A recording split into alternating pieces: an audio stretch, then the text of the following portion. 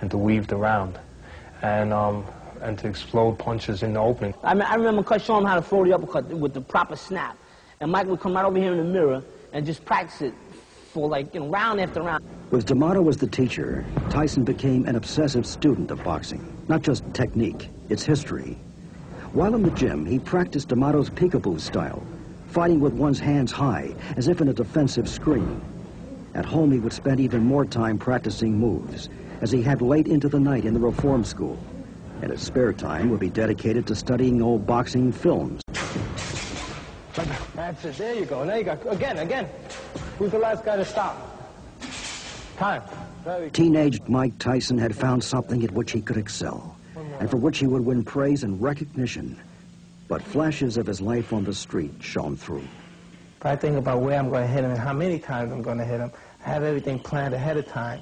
And if I know, if I hit him in the body once and I see that hurt, I'm going to hit him in the body at least 20 more times. And then if he's still up after the 20 more times, I'm going to hit him to the head. In '84, when he graduated to the senior division, where he was fighting guys, he was fighting men. He would be fighting men, that, you know, and he was beating them. Started his boxing comeback with a series of 4 impressive victories. Tyson went out of the gym, was alone and isolated. Cus D'Amato brought 2 trainers into Tyson's life, Teddy Atlas and Kevin Rooney.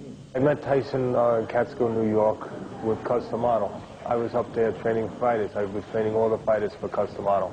I was training at the time when Bobby Stewart, who was a correction officer in a youth prison near Albany, called up Cus and asked him if I would take a look at this young kid named Mike Tyson. Found out that Stewart was a former fighter, which he was, pro and amateur. Stewart showed him a couple of things, and Tyson became very energized and very excited about the prospect of maybe learning how to box. And when he found out he was friendly with Cus, Tyson was excited that he might have an opportunity to come in and meet Cus. In his 70s, when he met Tyson, D'Amato believed he'd found the kid who once again could put Cus on a championship track. We trained him, myself and Teddy, at the beginning. We trained him steadily until finally he started to get boxing, and then he developed the ability to slip punches and so forth. When he got to the point where slipping punches, we had a difficult time getting people to box with him because he proved to be a very hard puncher with both hands.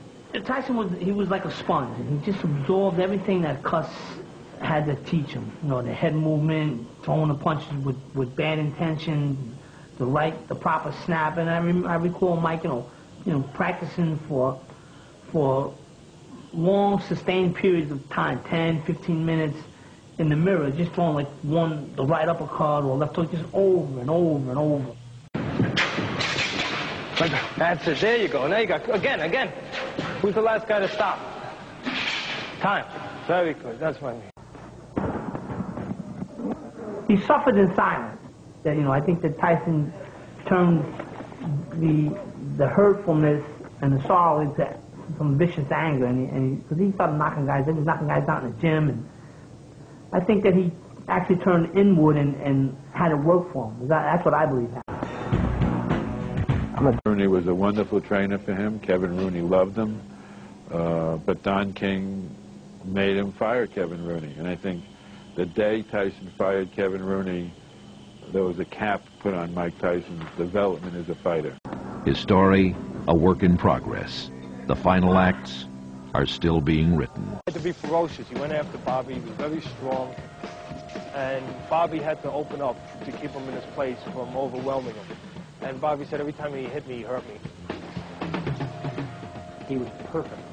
He was aggressive as hell. And a change happened in Mike. Through boxing, he obviously became more proud of himself and sure of himself. That's a good body right here to enjoy. That's somewhere I just like being. I like being sometimes a little arrogant, a little bit, not much, just a little bit, and, you know, a little spoiled. I like that. That's me, and it's always going to be me. I'm not going to try to change it for nobody. Obviously a prodigy.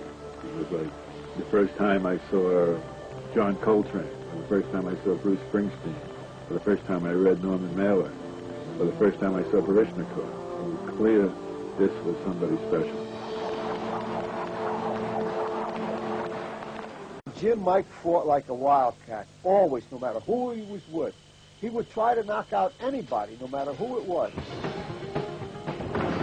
Mike used to knock out somebody every day of the week, sometimes two guys.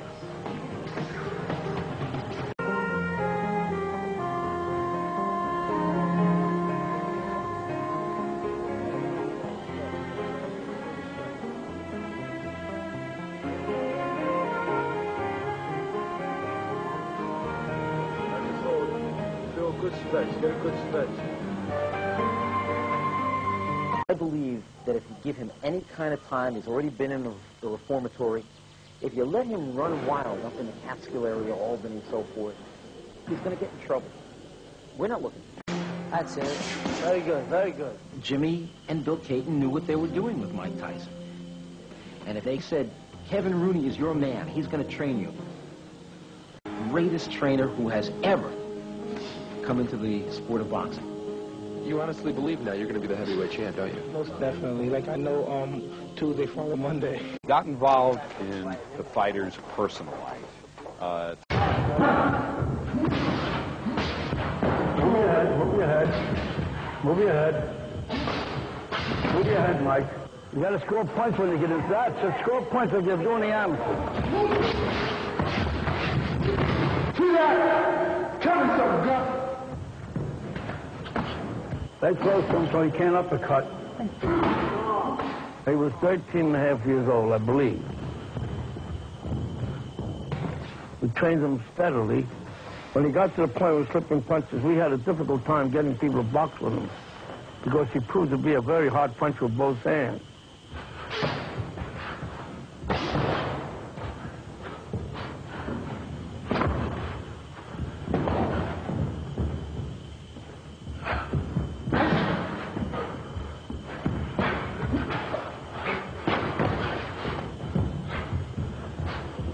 Move your head.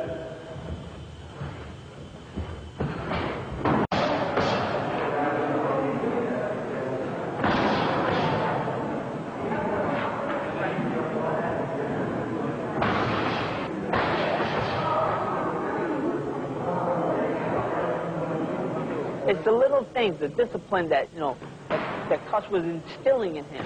You got to do this, you got to do this. Then come to the gym. Go home and go to bed. His pro career in late '84, but he had hurt his finger in training one day. So Mike came into the city, and for 1 week, Mike stayed with Dad, keep the head down when you come up with the eights. Keep your head down. Yeah, I mean, it's not coming up, it's starting to come up. To make it perfect. It's good, but it's not perfect. I don't succeed when I make a guy or help a guy become champion of the world. I succeed when I make that fellow become champion of the world and independent of me.